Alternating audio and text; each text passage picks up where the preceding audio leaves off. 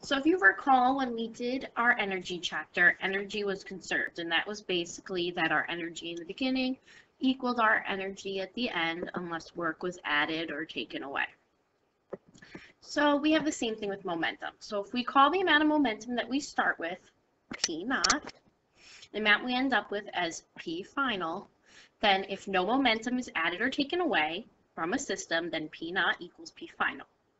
There's only one way to change the momentum of a system, and that's by an outside force delivering an impulse, or what we'll call I, to the system.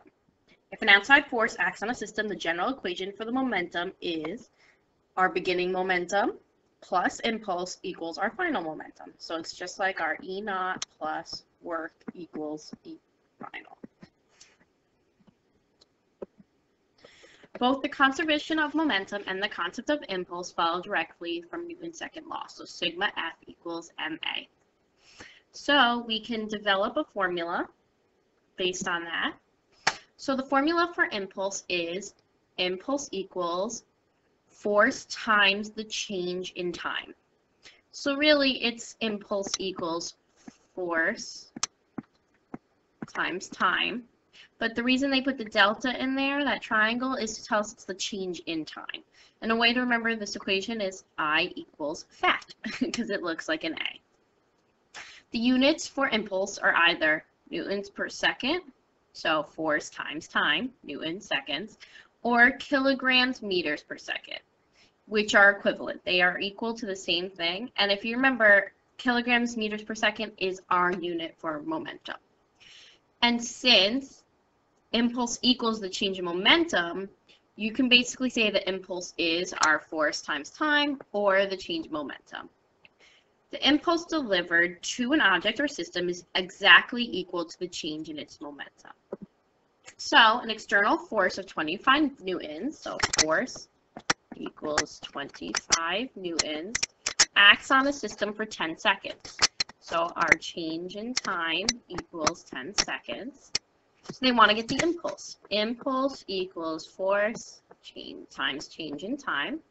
So impulse equals 25 times 10, which means our impulse is 250 Newton seconds or kilogram meters per second.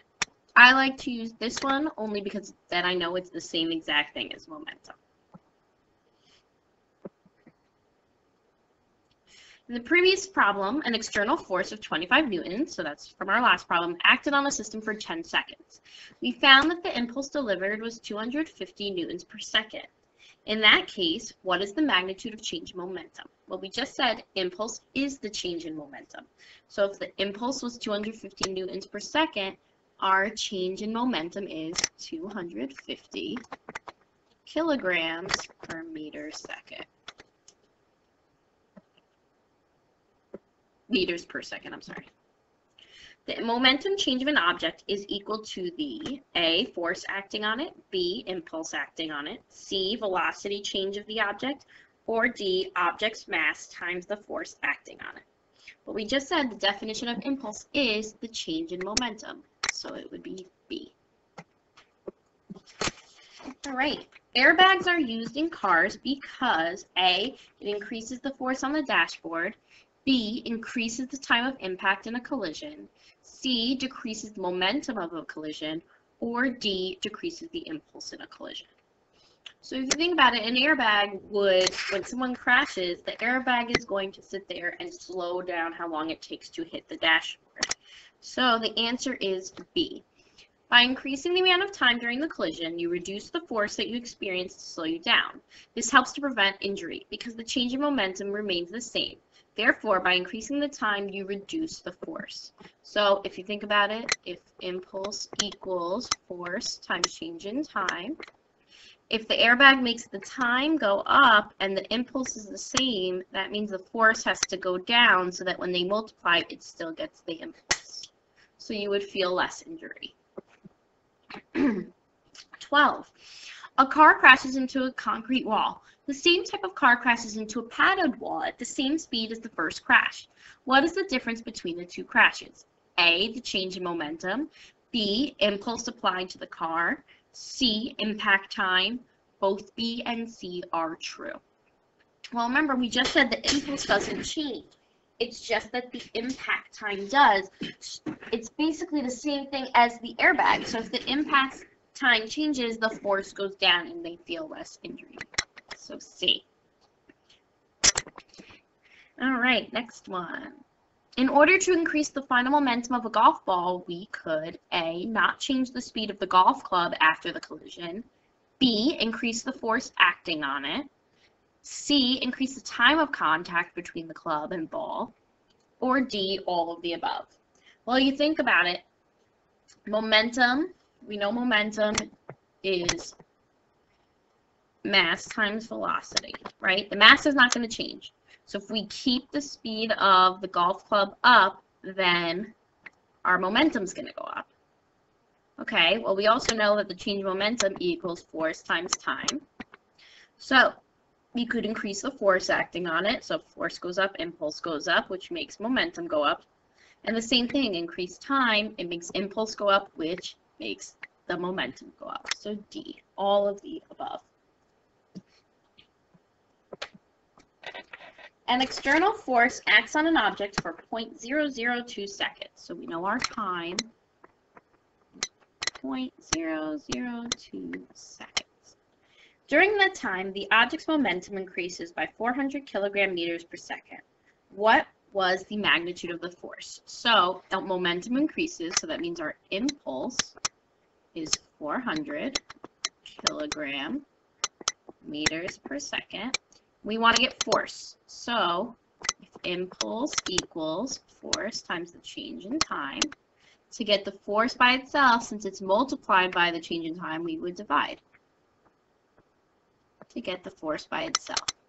So force equals impulse over change in time, which is 400 over 0.002, which gives us a force of 200,000 newtons.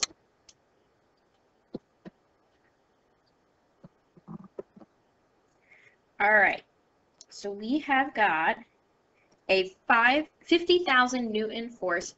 So we've got our F equals 50,000 newtons.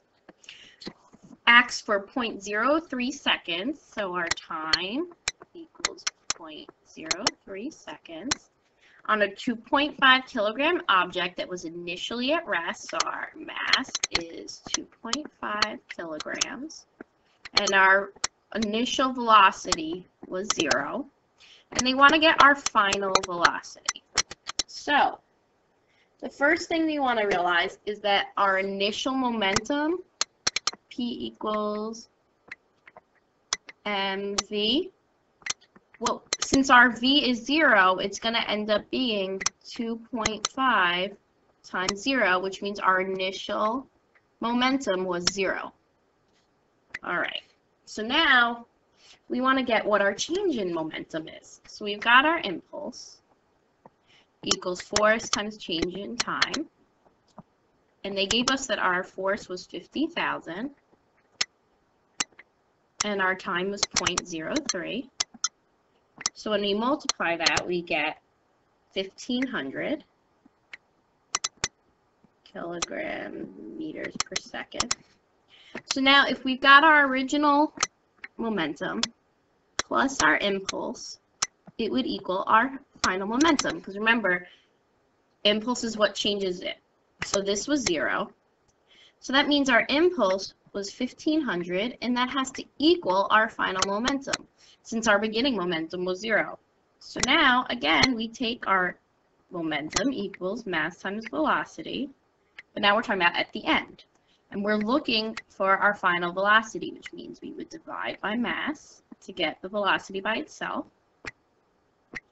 So now we would get our velocity equals our final momentum over mass, which would equal 1,500 over 2.5, which comes out to 600 meters per second.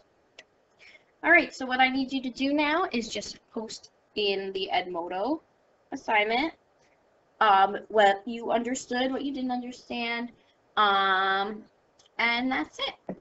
Thank you for watching.